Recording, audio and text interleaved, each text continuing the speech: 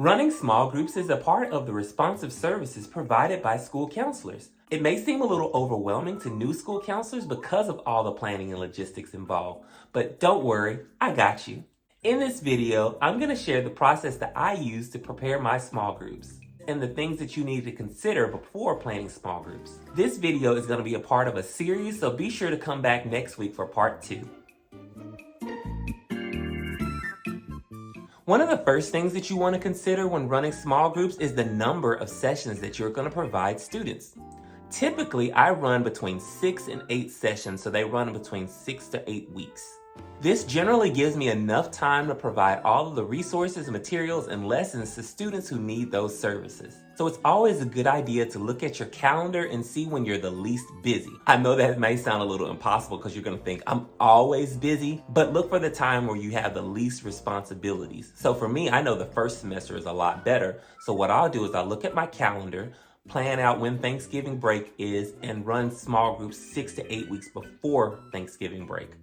One of the next things that you want to consider is the number of students that will be participating in your small groups. One of my first experiences with small groups is I tried to run a group with 13 girls. I knew that they all needed to hear the same topic, but with 13 students in a larger open space, it lacked a personal touch and it wasn't as effective as it could have been. Some of the students didn't feel included because it's hard to focus on 13 students in a small group. In fact, that's not even a small group like the name implies. It actually is a classroom counseling lesson at that point.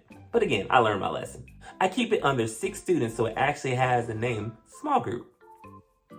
One of the next things you want to consider is the gender of the participants in your small group. So you can either run a group with all boys or all girls or a mixture of the two.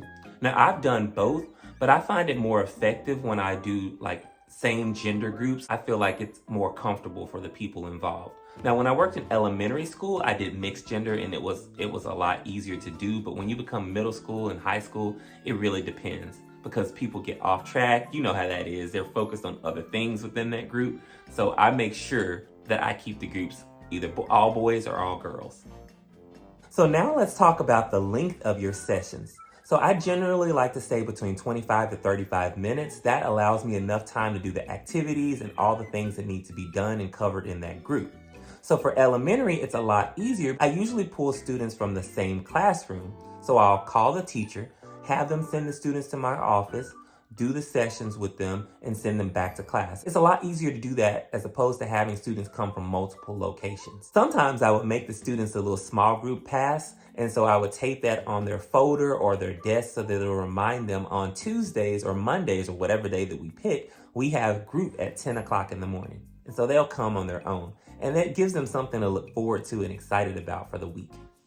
So now let's talk about middle school. Middle school is a little bit more difficult to plan small groups around their schedule because I try hard not to pull them out of their core classes like math, science, language arts, and social studies. So what I'll do is I'll pull them out of their electives. So generally, I'll tell them to come about 5 minutes earlier than my group normally starts. So that gives them time to actually get to the session. Because one of the worst things to do is to hold up your whole small group session because you're waiting on students to come when you have such a short amount of time to get your things done in the first place. Next, you want to think about what kind of group do you want to run? Do you want to run a structured group or an unstructured group? Unstructured groups to me are like lunch bunches. What I mean when I say unstructured is that when they're eating lunch, it's harder to do activities because they'll spill things, they're not as involved, and then they only have a short amount of time to eat lunch. So when I used to run small groups, they would be unstructured to where it's like we would have like a conversation or play a video, a really short video, and have them watch it and we have a discussion on it. We just use that as a time to like meet and build like a sense of community. But I've actually run lunch bunches in a couple different ways. So I'm gonna do a whole video talking about like best practices for lunch bunch. So stay tuned for that. And the other option is having a structured group. So that means when you have specific activities, you have a pre and post test, you have different resources and materials that you need to provide students. And for me, I like those better. One of the things that you have to consider when running structured groups though is you have to think about the materials that you need, the resources for the group, the curriculum you're gonna use. There's so many things that you have to consider. So it takes time and energy to plan these out.